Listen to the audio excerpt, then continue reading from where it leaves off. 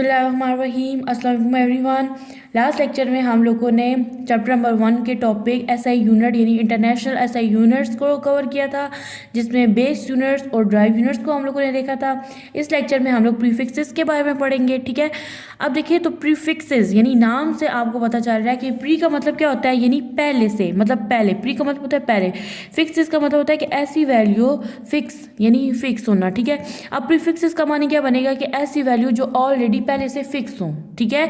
यानी कि आपके पास ये ऐसे नंबर्स होते हैं जिन्होंने आपको पहले से फिक्स किया होता है। यानी जैसे कि अगर आपके पास किलो है, यहाँ पे मैं एग्जांपल के तौर पे बता देती हूँ कि अगर आपके पास किलो है तो आपको ये पहले से पता होता है कि किलो की वैल्यू क्या है, 1000 है, जिसको हम लोग इस फॉर्म में लिख सकते हैं 10⁻3, ठीक है। फिर जैसे आपके पास क्या है, मेगा है, ठीक है। तो मेगा की पावर क्या है, 10 की पावर, ये देखिए यहाँ पे कितने जीरोस आ रहे होते हैं, 6, जिसको आप लोग इसकी फॉर्म में लिख सकते हो, ठीक है। अब नेक्स्ट है आपके पास प्रीफिक्स की डेफिनेशन है, ठीक है। प्रीफिक्स की डेफिनेशन क्या है कि ये ऐसे वर्ड्स होते हैं या फिर लेटर्स होते हैं, ठीक है, जिनको हम लोग ऐड करते हैं बिफोर एसआई यूनिट से पहले हम लोग इनको ऐड कर रहे होते हैं, ठीक है। यानी कि प्रीफिक्सेस ऐसे वर्ड्स या फिर लेटर होते हैं जिनको हम लोग एसआई यूनिट से पहले ऐड करते हैं। अभी मैंने आपको 2 एग्जांपल्स भी बताई हैं। अब हम लोग एक टेबल को सॉल्व करते हैं, ठीक है। फिर उसके बाद हम लोग टॉपिक की एग्जांपल्स को सॉल्व करेंगे, ठीक है। अब देखिए, मैंने एक टेबल बनाया हुआ है, ठीक है। तो यहाँ पे आपके पास सारे प्रीफिक्सेस हैं, ठीक है। तो मैं यहाँ से प्रीफिक्सेस लिखना स्टार्ट करती हूँ। तो सबसे पहले हम लोग लिखेंगे प्रीफिक्सेस डेका को, ठीक है। अब देखिए, जो डेका है, ठीक है, इसका सिंबल क्या है, डेका का सिंबल होता है आपके पास डी है, ठीक है। और अब देखिए, इसका मल्टीप्लायर क्या है, इसका मल्टीप्लायर है 10⁻1, ठीक है। नेक्स्ट है आपके पास हेक्टो। हेक्टो का आपके पास सिंबल क्या है, एच स्मॉल, और इसकी पावर यानी मल्टीप्लायर जो है वो है आपके पास 10⁻2। अब देखें, यहाँ पे ये 1 था, अब यहाँ पे ये जो है पावर 2 है, यहाँ सब इंक्रीज होता जाएगा आगे आपका टेबल। नेक्स्ट है आपके पास किलो। तो किलो का सिंबल जो होता है वो होता है स्मॉल के, यहाँ पे मैंने डिफाइन भी किया है। और यहाँ पे इसका मल्टीप्लाई होता है 10⁻3 यानी 1000, जिसको हम लोगों ने यहाँ पे लिखा था। नेक्स्ट है आपके पास मेगा। ये बाय मिस्टेक मैंने नहीं लिखा था, तो इसको मैं यहाँ डिफाइन कर देती हूँ। अब जो मेगा होता है ना, इसका सिंबल होता है कैपिटल एम, ठीक है। और यहाँ पे इसका मल्टीप्लायर जो होता है वो होता है 10⁻6, ठीक है। नेक्स्ट है आपके पास गीगा। ये गीगा मैं यहाँ पे लिखने वाली हूँ। जो गीगा है, इसका सिंबल है कैपिटल जी, ठीक है। और यहाँ पे इसकी पावर होती है 10�9। नेक्स्ट है आपके पास टेरा। टेरा जो होता है इसकी पावर होती है, इसका सबसे पहले हम लोग सिंबल लिखेंगे। सिंबल है इसका कैपिटल टी, ठीक है। और इसका जो मल्टीप्लायर है वो है 10⁻12, ठीक है। यहाँ पे मैंने लिख दिया। नेक्स्ट है आपके पास पीटा। पीटा जो है इसका सिंबल है आपके पास कैपिटल पी, ठीक है। और यहाँ पे इसका मल्टीप्लायर है 10⁻15। नेक्स्ट है आपके पास एग्जा। एग्जा का जो सिंबल होता है वो होता है कैपिटल ई, और इसका जो मल्टीप्लायर होता है वो होता है 10⁻18, ठीक है। अब ये सारे जो प्रीफिक्सेस होते हैं ये आप लोगों ने याद करने होते हैं न्यूमेरिकल्स में एज इट इज़ ये यूज़ होते हैं, क्योंकि आप लोगों ने डेफिनेशन में पढ़ा है ना। यहाँ पे मैंने जब डिफाइन किया था कि ये प्रीफिक्स ये ऐसी वैल्यू होती है कि ऑलरेडी फिक्स हुई हुई होती हैं। आप लोगों ने, आप किलो की जगह आप 10⁻6 नहीं लिख सकते, मेगा की जगह 10⁻3 नहीं लिख सकते, ठीक है। अब इन वैल्यूज़ को आप लोगों ने एज इट इज़ क्या करना होता है, याद करना होता है, ठीक है। अब देखें डेसी। अब नेक्स्ट है आपके पास, अब मैंने यहाँ पे सारे पॉजिटिव वैल्यूज मल्टीप्लायर लिखे हैं, अब मैं नेगेटिव लिखूंगी। अब जो डेसी है ना, इसका जो सिंबल होता है वो क्या होता है, डी होता है। जबकि डेका, देखिए ये दोनों सेम थे, डेका डी ए होता है और डेसी जो होता है वो क्या होता है, डी होता है। तो यहाँ पे इसकी पावर क्या होती है, 10⁻−1। नेक्स्ट है सेंटी। सेंटी की जो सिंबल होता है वो होता है स्मॉल सी, और इसका जो मल्टीप्लायर होता है वो होता है 10⁻²। नेक्स्ट है आपके पास मिली। मिली का जो सिंबल है वो क्या है आपके पास स्मॉल एम, और यहाँ पे इसका जो मल्टीप्लायर है वो क्या है 10⁻3। नेक्स्ट है आपके पास माइक्रो, ठीक है। यानी माइक्रो जो है ये हम न्यूमेरिकल्स में बहुत सारा यूज़ होता रहा है माइक्रो। जब हम लोग ने न्यूमेरिकल्स अभी हम लोग सॉल्व करेंगे तो इसमें ये वाला माइक्रो का सिंबल बहुत सारा यूज़ होगा। अब देखिए, माइक्रो किसके इक्वल होता है, 10⁻6 के। नेक्स्ट है आपके पास नैनो। तो नैनो होता है स्मॉल एन, ठीक है। और यहाँ पे इसकी पावर होती है 10⁻9। नेक्स्ट है आपके पास पीको। पीको है आपके पास स्मॉल पी, और इसका जो मल्टीप्लायर है वो आपके पास है 10⁻12। नेक्स्ट है आपके पास फेमटो। फेमटो है आपके पास स्मॉल एफ, ठीक है। अब इसकी पावर क्या है, 10⁻15 है, ठीक है। नेक्स्ट है आपके पास एटो। एटो का सिंबल होता है स्मॉल ए, ठीक है। इसका जो मल्टीप्लायर होता है वो होता है 10⁻18, ठीक है। ये जो टेबल मैंने अभी आपके पास ये बनाया है टेबल, यही टेबल आपकी बुक पे ड्रॉ हुआ है। ये जो अभी तमाम प्रीफिक्सेस यानी लार्ज वैल्यू, अब देखिए लार्ज वैल्यू यहाँ पे लिखा हुआ है ना कि प्रीफिक्सेस जो होता है ये क्यों यूज़ हो रहा होता है, ताकि हम लोग एक्सप्रेस कर सकें वेरी लार्ज क्वांटिटीज़ को और वेरी स्मॉल को। अब देखिए लार्ज क्वांटिटीज़ कौन सी हैं, ये देखिए जिनकी पावर जो है वो पॉजिटिव है। अब देखिए यहाँ पे ये सारी पावर पॉजिटिव। अब लार्ज कैसे, देखिए ये है एक्सा की पावर है 10⁻18, यानी यहाँ पे कितने जीरोज़ हैं, 18 जीरोज़ हैं, ठीक है।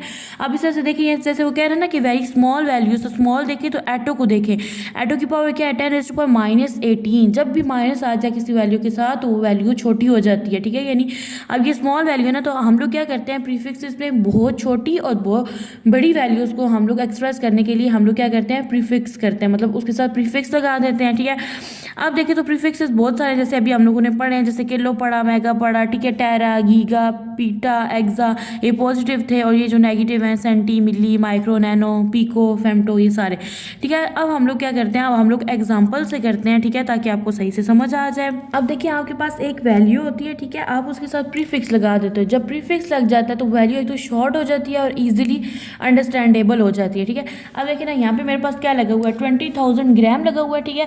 अगर मैं इस वैल्यू को इस तरह से लिख दूँ, यानी मैं लिख दूँ इज इक्वल 20 है ना, अब ये जो 1000 यानी 3 है, तो अगर मैं इसको यूँ लिख दूँ 10⁻3 और यहाँ पे मैं लिख दूँ ग्राम। अब आप लोगों ने टेबल में पढ़ा था कि 10⁻3 है, ये इक्वल किसके होता है, यहाँ पे कौन सा प्रीफिक्स आता है, किलो का। तो मैं अगर इस चीज़ को यूँ लिख दूँ 20 kg, ठीक है, तो ये देखिए ये आपके लिए ज़्यादा इजी है इसको अंडरस्टैंड करना। यानी यहाँ पे क्या लिखा हुआ है 20 kg, then date of is से, ठीक है। तो इस वजह से हम लोग क्या कह रहे होते हैं प्रीफिक्स को यूज़ कर रहे होते हैं। अब नेक्स्ट एग्जांपल देखते हैं। आप देखिए तो आपके पास ये एग्जांपल है, ठीक है। इस एग्जांपल में देखिए तो अगर इस चीज़ को मैं इस फॉर्म में लिख दूँ, यानी 2000 है ना, ठीक है, पहले मैं इन 3 जीरोज़ को लिखती हूँ। अगर मैं इसको इस फॉर्म में लिख दूँ यानी 10⁻3, ठीक है, ये क्या हो जाएगा मीटर पर सेकेंड। अब देखिए ये वाला 3, अगर यहाँ पे मैं इस वाले 3 को भी लिखूँ या इनको इकट्ठा मैं लिख दूँ इस फॉर्म में ना, ये देखिए अगर मैं इधर लिखूँ 10⁻6, क्यों 6 लिखा, 1 2 3 4 5 6 जीरोज़ थे, ठीक है, मीटर पर सेकेंड, ठीक है। तो अब देखिए 10⁻6 था, यहाँ हम लोगों ने पढ़ा था टेबल में, ये इक्वल होता है मेगा के। तो यहाँ पे मेरे पास क्या आ जाएगा 2 मेगा मीटर पर सेकेंड। देखें अब इस लंबी वैल्यू से ये वाली वैल्यू जो है ये ज़्यादा अंडरस्टैंडेबल है, ठीक है। तो हम इस वजह से क्या कर रहे होते हैं, हम लोग लगा रहे होते हैं प्रीफिक्सेस को, ठीक है। अब नेक्स्ट है आपके पास 48 और ये देखेंगे ये तमाम वैल्यूज़ हैं। अगर मैं इन वैल्यूज़ को इस फॉर्म में लिख दूँ यानी 4800 लिख दूँ, और ये देखें ये 3 जीरोज़ है ना, इनको मैं अगर इस फॉर्म में लिख दूँ यानी 10⁻3 में। अब देखिए जो 10⁻3 होती है ये किसकी इक्वल होती है, ये इक्वल होती है आपके पास किलो के।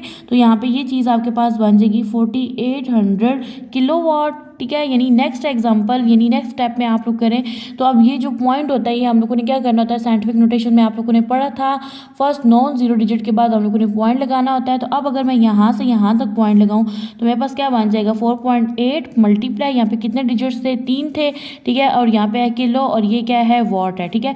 अब ये जो शुरू वाली वैल्यू ये एज इट इज़ आ जाएगी। आप देखें किलो की वैल्यू क्या होती है 3 और ये वाली 3, ये जब दोनों आपस में प्लस हो जाएंगी तो ये क्या बन जाएंगी 10⁻6 बन जाएंगी। आपने पढ़ा था कि 10⁻6 होती है ये इक्वल होती है मेगा के। तो मैं यहाँ पे क्या लिख दूंगी मेगा और यहाँ पे क्या आ जाएगा वॉट। तो देखिए अब ये ज़्यादा इजी बन गया कि आप इसको समझ लें कि आपके पास वैल्यू क्या है 4.8 मेगा वॉट। नेक्स्ट है आपके पास ये वाली वैल्यू, तो इसको अगर मैं इस तरह से लिख लूँ इज इक्वल, अब ये देखिए ये 3 जीरोज़ और यहाँ तक 3 जीरोज़, तो मैं इसको इस फॉर्म में लिख सकती हूँ ना 3300 मल्टीप्लाई जो 6 जीरोज़ बन गए थे ना यहाँ तक, तो मैं इनको मैंने क्या कर दिया पावर बना दी। तो यहाँ पे क्या बन गया हैज़र्ड। अब आप लोगों ने पढ़ा था कि जो आपके पास अगर पावर 6 आ रही हो तो वो इक्वल होता है आपके पास मेगा के। तो ये यहाँ पे क्या बन गया मेगा हैज़र्ड, ठीक है। अब देखिए तो ये जो पॉइंट होता है फर्स्ट नॉन जीरो डिजिट के बाद होता है, तो यहाँ पे क्या बन जाएगा 3.3, बस हम लोग क्या करते होते हैं सिर्फ नॉन जीरो डिजिट लिखते होते हैं 3.3 और यहाँ पे क्या आ जाएगा मल्टीप्लाई 10⁻3 और यहाँ पे क्या था मेगा और ये क्या आ गया हैज़र्ड। आपको पता है मेगा की पावर क्या होती है 6 होती है और ये वाला 3, 6 में 3 प्लस होगा तो ये क्या बन जाएगा 9 बन जाएगा और 10 की पावर जो 9 है वो इक्वल होता है हमेशा आपके पास गीगा के। तो यहाँ पे क्या बन जाएगा गीगा हैज़र्ड बन जाएगा, ठीक है। तो अब ये ज़्यादा जो है आपके पास क्या बन गया अंडरस्टैंडेबल है। अब देखिए कुछ ऐसी वैल्यूज़ को करते हैं जो कि नेगेटिव है, ठीक है। और मैंने आपको बताया था कि जो वैल्यूज़ नेगेटिव होती हैं इसका मतलब क्या होता है कि वो स्मॉल वैल्यूज़ हैं, ठीक है।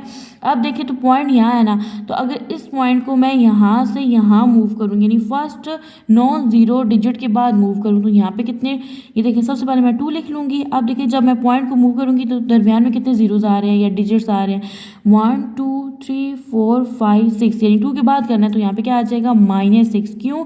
क्योंकि यहाँ पे आपके पास डायरेक्शंस होती हैं। अगर आप लोग इधर से इधर मूव कर रहे हैं, मतलब यहाँ से सिर्फ मूव कर रहे हैं, तो साइन कौन सा आएगा? नेगेटिव आएगा। अगर आपका एरो का जो साइन है वो इस तरफ है, ठीक है, यानी अगर फॉरवर्ड है तो आप कौन सा साइन लगाओगे? नेगेटिव। अगर बैकवर्ड है तो आप कौन सा साइन लगाओगे? पॉजिटिव।